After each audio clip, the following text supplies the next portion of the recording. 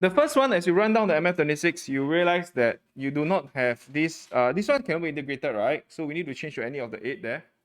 So here, now this is what I usually recommend. This, whenever you see chord, right, you think about cosecant square. Chord square, you think about cosecant square. So derive this lah. You don't leave it to chance because this is not MF26. So just divide this by, you want chord, right? Chord is sine over cos over sine. So divide by sine square A. This will be 1 plus cot square A equals to cosecant square A. Okay. This is not MM26. So usually I'll just say write this down.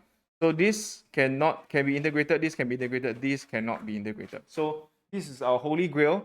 If we are able to express it in integratable form, we quite ready. So here will be cosecant square 2x minus 1 dx.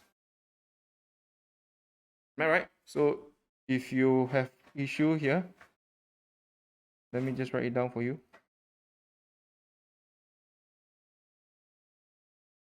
So this case here, this one, this is the only formula I asked you to memorize in the whole of integration. So this is negative cot 2x over 2 minus x plus c lah.